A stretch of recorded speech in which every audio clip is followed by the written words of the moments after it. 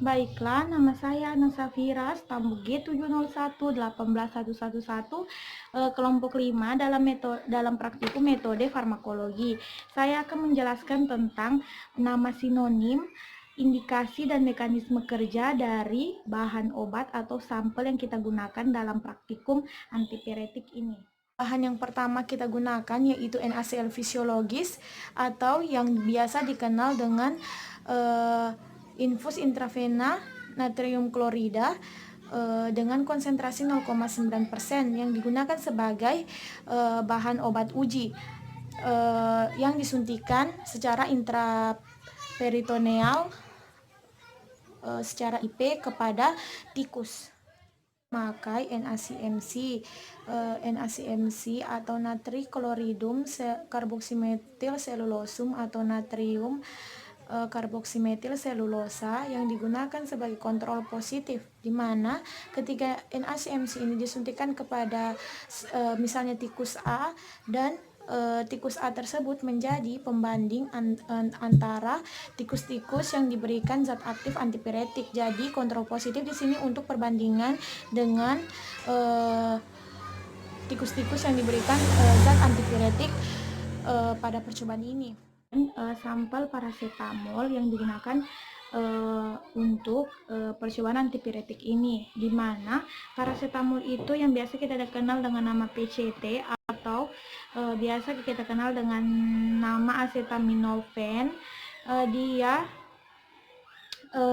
indikasinya sebagai analgetik dan antipiretik, tetapi paracetamol ini memiliki efek yang lebih cenderung kepada antipiretik dengan mekanisme kerja yaitu menghambat prostaglandin dalam CNS dan menghalangi generasi impuls nyeri perifer bertindak di hipotalamus sebagai pereda penurun panas. Kemudian pakai sampel aspirin atau nama patennya yang beredar di apotik Aspilet. Dia indikasinya juga sama dengan paracetamol, yaitu analgetik dan antipiretik dengan mekanisme kerjanya yang menghambat sintesis prostaglandin oleh siklooksigenase dan menghambat kumpulan trombosit, aktivitas antipiretik di hipotalamus. Dalam praktikum ini juga kita memakai ibuprofen sebagai sampel, di mana ibuprofen ini berindikasi sebagai analgetik dan antipiretik yang bekerja dengan cara menghambat sintesis prostaglandin oleh siklooksigenase sehingga konversi asam arakidonat menjadi terhambat. Baiklah, selanjutnya yaitu pemberian dari masing-masing rute pada tikus. Sebelum itu kita menentukan dulu dosisnya berapa. Setelah dosisnya sudah ditentukan, kita memulai rute pemberian yang pertama itu subkutan. Pada pemberian subkutan yaitu tengkuk tikus diangkat, lalu dimasukkan obat sejajar dengan di bawah kulit tikus seperti ini. Yang kedua itu intraperitoneal.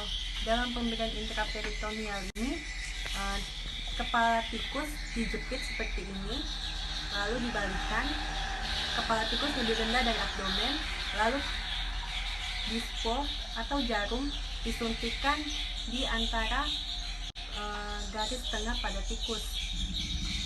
Jangan terlalu ke bawah, jangan terlalu ke atas, supaya tidak mengenai kandung kemih atau hati pada tikus. Yang ketiga itu pemberian secara oral. Pemberian secara oral ini tetap ini pada kepala tikus itu dijepit seperti ini, lalu dibalikkan kedua kaki tikus kita jepit menggunakan kelingking kita. Terus sonde itu dimasukkan ke dalam mulut melalui langit-langit atas mulut tikus, lalu dimasukkan obat langsung ke esofagus. Demikian dari kelompok kami. Wassalamualaikum warahmatullahi wabarakatuh. Saya Ana Safira mewakili kelompok 5. Memohon maaf apabila kekurangan salah kata atau kesalahan dalam penjelasan. Saya akhiri, wabillahi taufiq walhidayah. Wassalamualaikum warahmatullahi wabarakatuh.